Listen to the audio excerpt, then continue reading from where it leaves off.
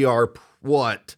12 days. I can do some math in my head, even though I went to law school. It doesn't come easy. Like, as an aside, my wife, God bless my wife. You put a dollar sign in front of a bunch of numbers, and it is remarkable. Like, honey, what's 2,385,000 times 12?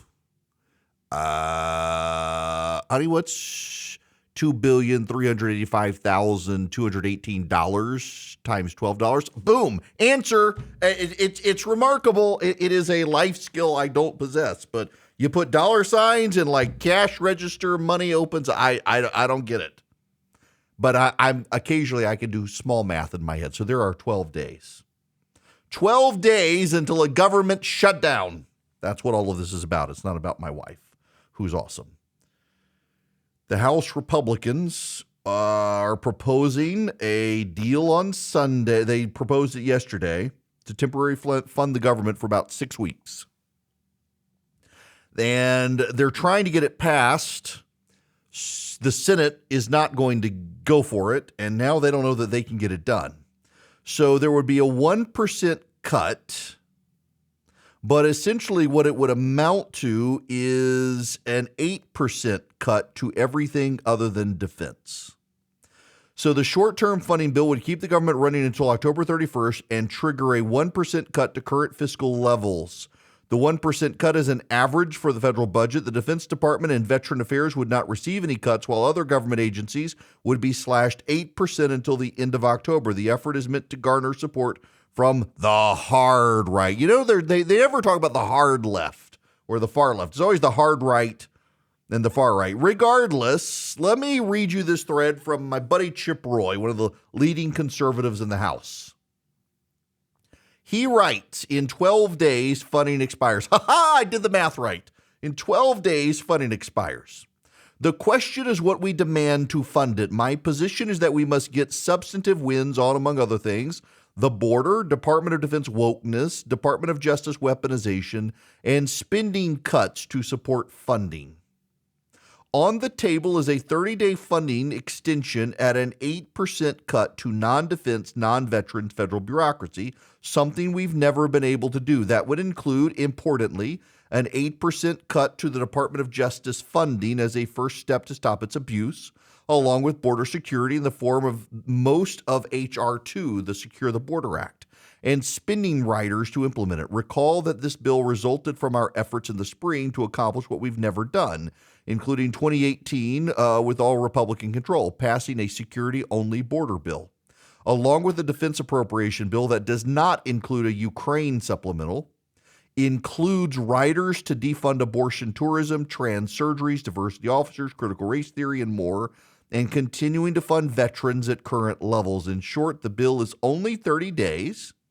It would fund troops. It would fund veterans. It would cut federal bureaucracy 8% more than's ever been cut, including a weaponized Department of Justice. It would force strongest border security we've ever had, and it would refocus the military on mission over social engineering. Now, that is Chip Roy essentially coming out for the proposed 30-day deal. And this is important. It is a 30-day deal. It is not a long-term restructuring. It's just for 30 days to buy time to negotiate with the Senate. The problem is it's already starting to break apart. Matt Gaetz of Florida says he will not support a 167-page surrender to Joe Biden. Matt Rosendale of Montana calls the plan a continuation of Nancy Pelosi's budget and Joe Biden's policies. Marjorie Taylor Greene on Twitter said, I'm a no. Eli Crane of Arizona simply said no.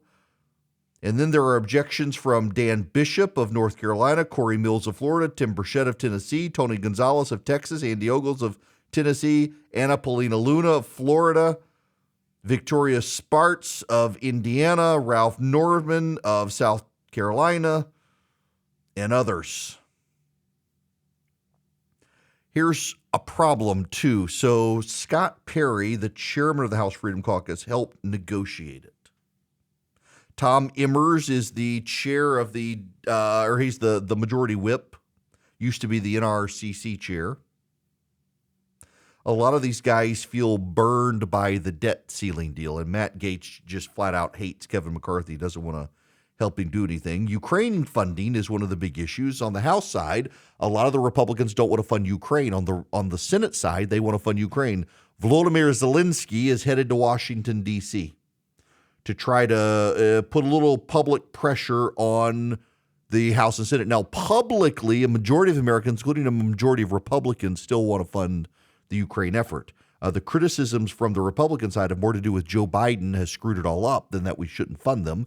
But a lot of the House Republicans have taken the position that they want not a penny more to go to Ukraine. So that'll be in contention. The Senate will probably win on that. There will be funding for Ukraine. The fact of the matter is Kevin McCarthy wants to fund Ukraine. He just can't be public about it. The problem, however, is how do you herd the cats? You have a 4-seat majority. 3 Republicans are out of Congress right now. They're under the weather. They're not going to be back, so you can only lose 1 vote. You're not going to get any Democrats. You have 12 days. What are you going to do? Now, McCarthy, I'm not a fan, but he has impressed me over the past few months to be able to find the votes to get things done. You're going to take Matt Gaetz off the table. This is the problem. You can't get this done this week because you got 3 Republicans out sick. They're not going to be there this week. So you lose 1 vote. That's Matt Gaetz, who's a guaranteed no. That means you can't pass this. So you're going to have to wait till next week. So you wait until next week. Then suddenly you're running out of time. You got about 5 days before the government shuts down. Then you still have to get it past the Senate and to the president. And the Senate doesn't want to do anything the House wants to do. Both sides want to jam the other. Now, this is congressional lingo. What happens is both sides, and it's particularly the Senate that does this. The Senate's better at it than the House because of the way the Senate rules work. Essentially, the Senate passes a package. They wait until the last minute, and then they stick it on the House and say, you got to sign this or else. You got to agree to this or else. It's jamming the houses. They try to jam something into the House, force them to agree to it, whether they want to or not, typically sight unseen. Well, the House Republicans, they're not in the mood. And the conservatives in particular are truly not in the mood for a deal. So you have the situation, you've got really principled conservatives like Chip Roy. And Chip Roy's position is this isn't a good deal, but we have 12 days. This, for the very first time, cuts government meaningfully in a way we haven't done since, not reconciliation, sequestration. It's an actual, not a 1% cut to the future growth of government, but a 1% cut to the current government. It preserves defense funding. It takes 8% out of the Department of Defense for woke spending. Takes 8% out of the Department of Justice for their warfare. The Department of Justice just were able to get a conviction against 2 70-year-old women who were praying in front of an abortion clinic, claiming they violated access to the abortion clinic. They were standing there praying. They've been convicted in the District of Columbia. They could face 11 years in prison, these 70-year-old women. This money would be taken from the Department of Justice's prosecutions of Trump and prosecutions of pro-lifers, among others. So Chip Roy's like, I can go along with this. It's meaningful cuts for the very first time. It cuts certain things out of the Department of Justice and Defense. It actually funds border security. It would fund most of the Republicans' Border Act that they drafted, H.R. 2. And it would only be for 30 days. So you get all that. It would only be for 30 days. We can, in those 30 days, structure something better. I understand why he supports it. I also actually do understand why a number of these others don't support it. Now, some of them, it's not a coincidence. Some of them are running for higher office, and they're running as the conservatives, so they don't want to vote for anything. But also, I kind of get, we had a budget deal with the debt ceiling that sucked. The budget is now growing. The debt is growing. It's not a good deal. I get that.